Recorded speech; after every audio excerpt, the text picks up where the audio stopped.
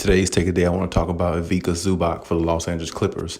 And can he become the anchor of their defense going forward in this season? Now, before we get into that, though, please like, subscribe. Also hit the notification bell just so you get the newest and the bonus content first. We put out content every day, so you won't miss any content here. So let's just go ahead and jump right into it. So, for the last several games, I've been looking at the Clippers.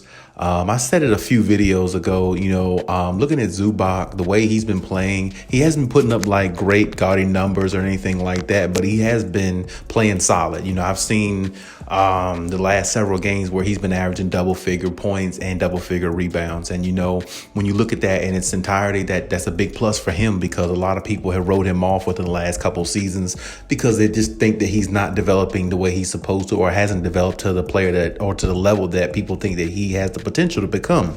But at the same time, this year so far, I'd say the last 7 to 10 games, even though the Clippers have had some mishaps, when they have locked down on defense and played and make some good defensive plays, Zubac was a big part of the defensive plays that they made. I mean, he was definitely been somebody that has been helping anchoring the defense for the Clippers, because outside of Isaiah Hartenstein, Zubac is the only thing they really have. And or should I say, that's the only player that, Ty Lue really decides to use or utilize, for his offense and just for the team itself, as far as how they play in regards to chemistry, because everybody's used to Zubac on the Clippers and they're used to how he plays. And, a lot of players on the players on the team like him, and a lot of fans out there, I'm pretty sure they actually like the potential that Zubac has, but it just has to see it pan out to the level of expectation that, he needs to meet. Now, is he good enough to do it? I think he is. Now, honestly, like I said, this year so far,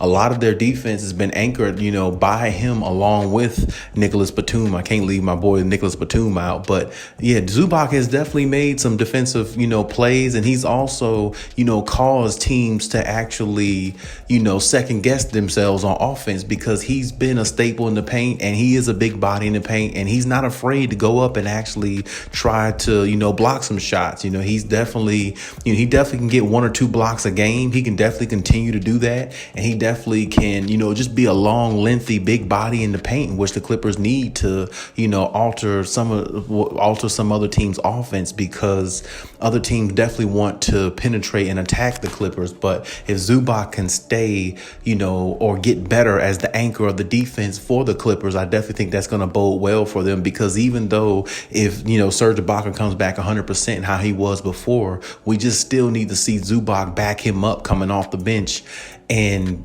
play to the level of defense that we know that Zubac can, because we know that Serge Ibaka is getting older, plus his back injuries that he had. You're trying to work him back into, getting to basketball shape where he was. Of course, he's not there right now, but he will be there soon enough. And even still, when he gets there, you still want that versatility in your second big man behind him, which would be Zubac more than likely. And, they can also throw Hartenstein in there, or maybe Hartenstein could play the 4 position, who knows, instead of the 5. But at the same time, we definitely need Zubac to be an anchor with, as Clipper fans, you definitely, or NBA fans, you definitely want to see a player like Zubac develop, because when he was on the Lakers, a lot of people saw a lot of his potential and how good he could be.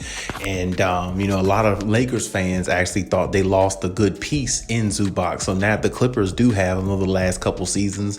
Ty Lue is definitely the perfect coach that can help him take his game to another level, but also can help him be more effective in regards to helping the team on both ends of the floor, because I like the way Zubac cuts to the basket, and I like the way, he plays off the ball. And, him and Kawhi Leonard had a really good chemistry, I thought. And I think that's where Zubac will play a little bit better when Kawhi comes back, because him and Kawhi have a better chemistry than anybody else on the team. It's almost like Kawhi penetrates and they could play the pick and roll. Zubac rolls to the basket, cuts hard, and Zubac will finish hard over defenders. He will dunk on people. He will dunk them in the rim, and that's exactly what I like. I love to see Zubac go up strong, but now that he's starting to understand that he is a 7-footer and he is the anchor of the team in the paint. He has to start playing like it. This year so far, I've seen instances where he has played like it and he has made some good defensive plays. And he's been the long, lengthy body we need in the paint to distract some teams and deter them of getting easy baskets. And he has done that in a lot of games this year, especially in the 7-game winning streak the Clippers had. So I've been proud of Zubac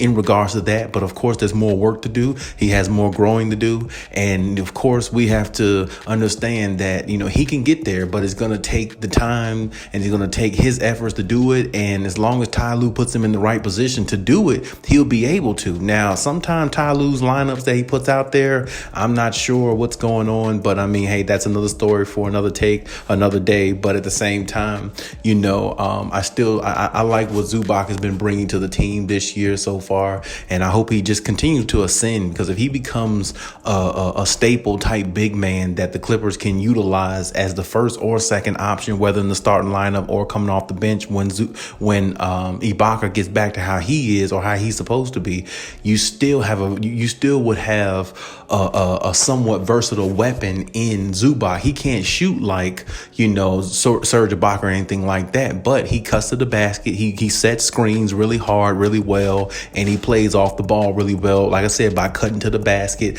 getting and going up strong on defenders, and that's exactly what the Clippers need. So I mean, and having him on the other end of the floor, being a presence in the paint that makes teams second guess their offense of going into the paint and attacking the Clippers, because of Zubac, can make the Clippers even more of a dangerous team as well. So in that case, and in saying that, I definitely hope that Zubac continues what he's doing, build on top of what he has, and learn everything he can defensively from Ibaka, because we know Ibaka is closer to the end than he is the beginning of his career. So any notes, any tips that he passes down to Zubac, I hope Zubac, clings on to it, catches on, grasps it, and understand how to utilize it and put it into action when he steps on the floor.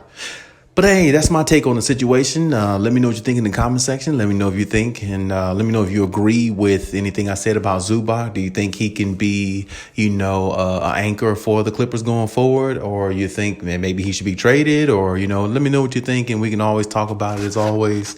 And hey, Khaliis out.